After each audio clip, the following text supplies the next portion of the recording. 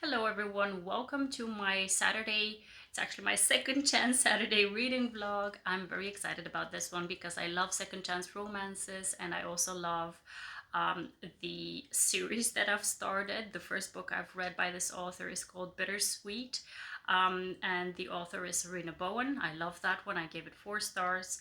And then this one, the second one that I'm picking up for this reading vlog, is called Steadfast. And I think the series is called the True North series, and there are a couple of books within the series that are following people who are in the same area and are kind of interconnected. Their stories are interconnected in some way or another. And yeah, I'm really excited about this one because I was already intrigued by the character we're following in this book, in the previous book, because we found out in the previous book that he was released from jail and that he's also an addict. And now we're getting his full story. Basically, his name is Jude.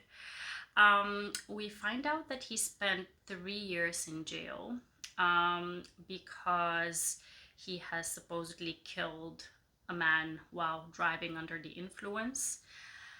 And he is obviously very kind of destroyed by the whole situation because he has wasted his life.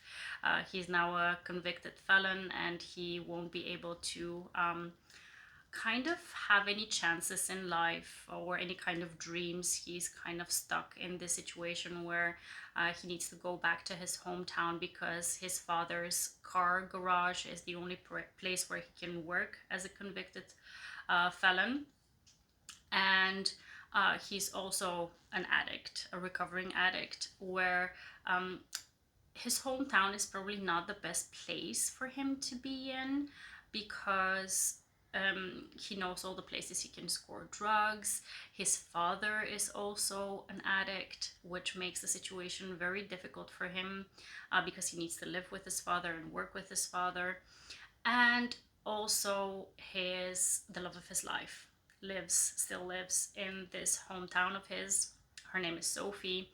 The situation in the past is basically he fell in love with Sophie, but he was an addict already. He was kind of hiding it from her. And then one night he was in the car with her brother, with whom he didn't really have a good relationship. So that's kind of iffy in the beginning, like, well, why were they in the same car? And basically, during that car crash that happened, her brother died. And the interesting thing is also that Sophie and her brother, their father, is the town sheriff. So it's kind of a situation where Jude is kind of doomed from the start because, whew, my coffee. Because basically, everyone in the town hates him for what happened. The father is absolutely livid with what has happened, so he is forbidding Sophie from having any contact with Jude after what happens. And basically, yeah, that they've lost touch. She tried to write him letters, but he didn't respond. He actually returned them to her when he was in jail. So they kind of haven't communicated in 3 years. Now, Jude has come out of jail. He spent for 6 months in the vineyard of Griffiths from the first book, where he worked there to kind of try to save up a little money and then go back to his hometown. And then he went back to his hometown where he is now in close proximity to Sophie. Sophie, in the meantime, has become, she's trying to become a doctor or a nurse, I'm not sure. She works in the hospital. There is this guy, Danny, who is trying to get her to date him, but she kind of doesn't feel it.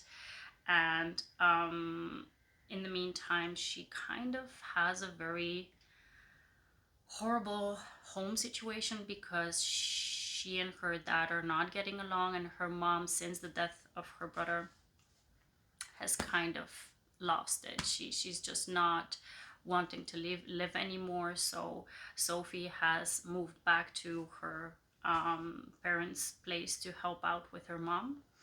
But she really has a very sucky relationship with her dad. So it's kind of not a very good situation. Let me put it like this. Mm. Now, when Jude comes back to town, that's where it kind of gets strange for me.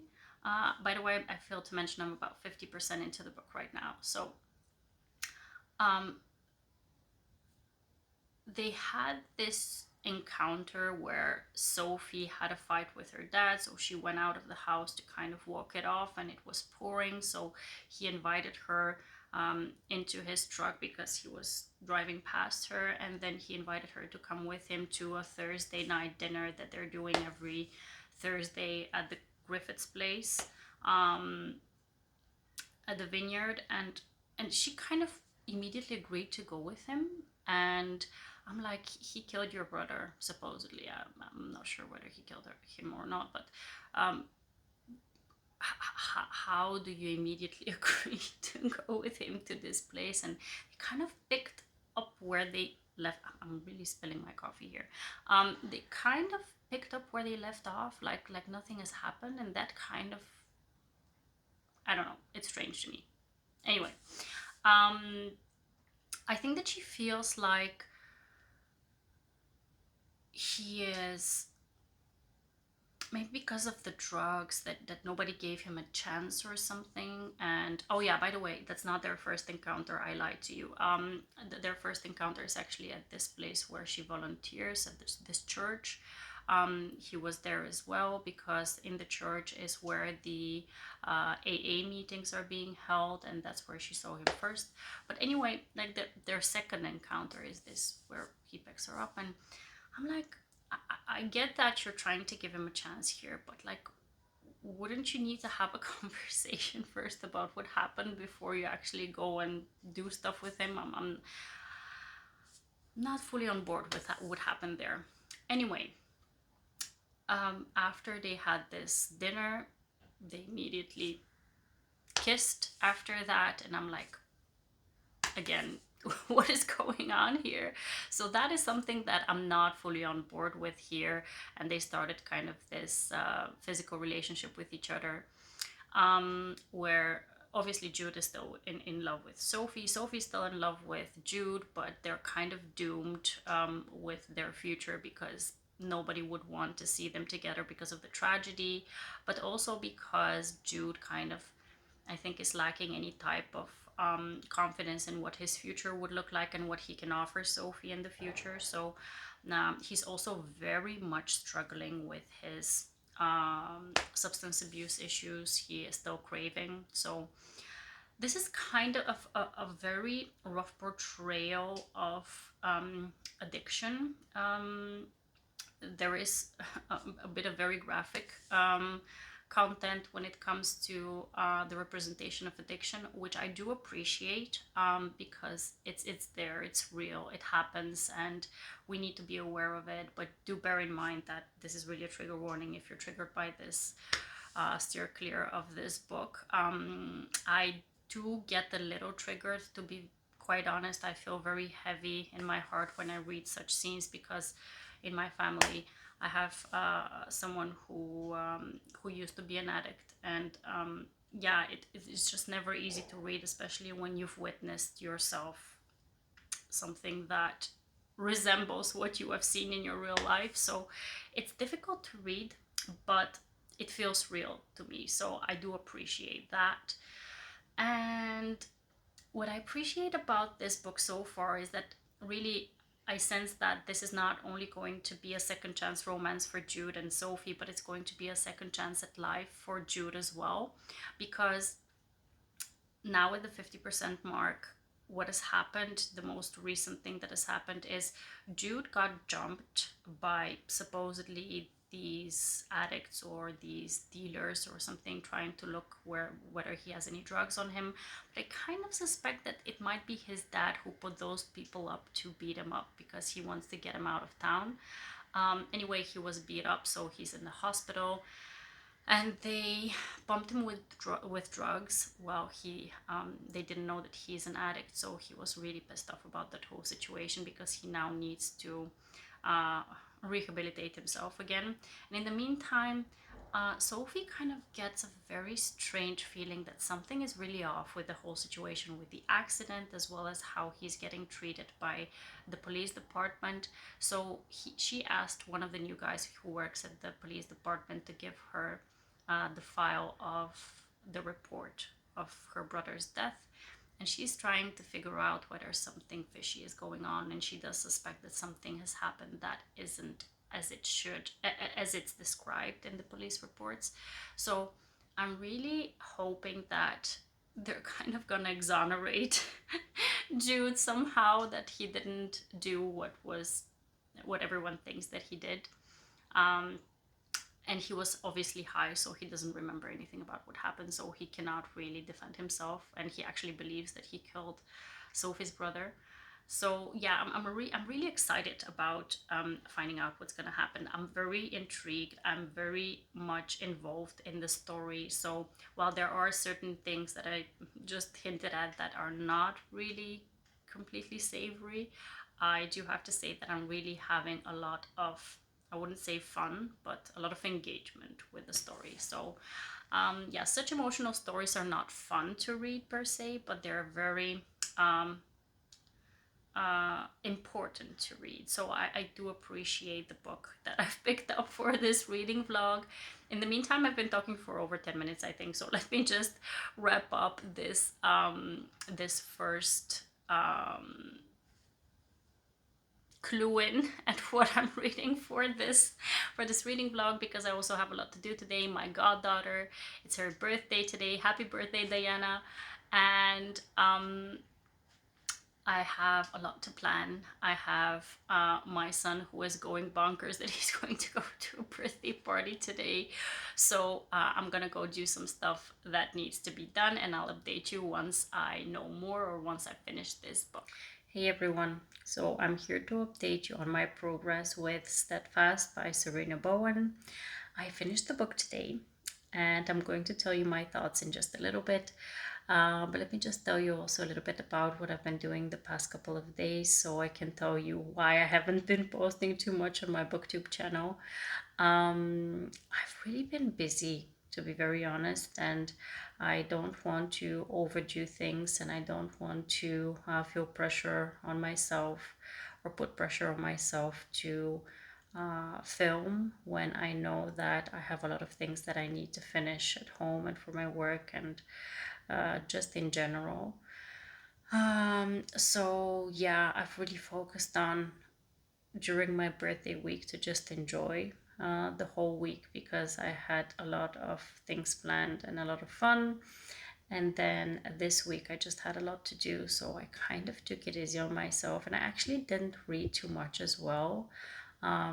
Typically I'll read whenever I go grocery shopping, or whenever I'm cleaning, cooking, or whenever I just have some spare moments in the evening. But this week I just kind of had a total mental kind of break, so I didn't read too much. But yeah, I am happy that I did manage to finish Steadfast, because I really wanted to finish this one, and I did today.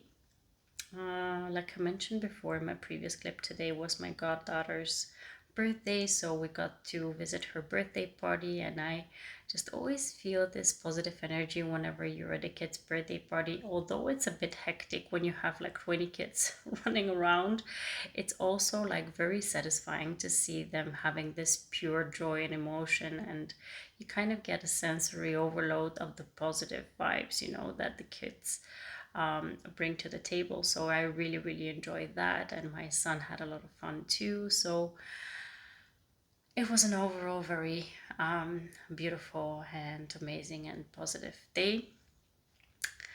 And the book that I finished also left me feeling like I'm happy with the fact that I picked it up, even though it wasn't like the most enjoyable read, because the topics within the book were not something to enjoy. The way that it wrapped up, and the situation between the two main characters, the way they love each other and they want to be together, even though they've gone through one of the most horrific scenarios that you can think of. It really just hits in the right spot once it wraps up. So I did really enjoy it. I gave it 4 stars. It's a definite 4-star read for me. I told you already in the previous clip that I had some issues with how they kind of got back together already, like immediately. They didn't really have any opportunity to resolve their issues or to talk about the accident that happened. So that was something that was a bit not my thing. But yeah, in the meantime, I told you at the last update, I was at about 50% into the book. We had Sophie already kind of doubting the whole accident situation between Jude and her brother when they were younger. And she kind of started to dig into the situation and eventually found out that she was right, that Jude was not the one who was driving the car. It was actually her brother, and also her brother was actually high at that time. So this is a kind of a revelation that brings about a lot of things within her own family, and especially with her father. And it obviously also means that Jude is innocent, so he can go ahead and appeal for his name to get cleared, which means that they might have a future together, and which kind of is the basis of a more stable relationship for the two of them. One thing that trying to gather my thoughts together here. One thing that kind of bothered me as well that I can think of is that Sophie had this way of reminiscing about things that happened, like how she met Jude, how they began their relationship, the first time they were together, some situations where they had encounters between herself, her brother, and Jude when they were younger. And she reminisces at times when she's doing stuff, like when she's in a meeting at a hospital, she's reminiscing about something. And then when she's in a conversation with someone, and then that person needs to kind of wake her up from her memory lane that she's fallen into. And I'm like, this doesn't happen in real life. I mean, yeah, there are situations when you're maybe by yourself and you're thinking about something and someone starts to talk to you, and maybe you don't immediately realize that they're talking to you, but you're not going to go into a meeting and think about your own personal life, like what happened to you 5 years ago, and then that you're so zoned out that you don't even know what you're doing there. That kind of really bothered me. I mean, if the author wanted to throw in some flashbacks there, she just should have kept it as like separate flashback chapters or something, so that we can get to know what happened in the past.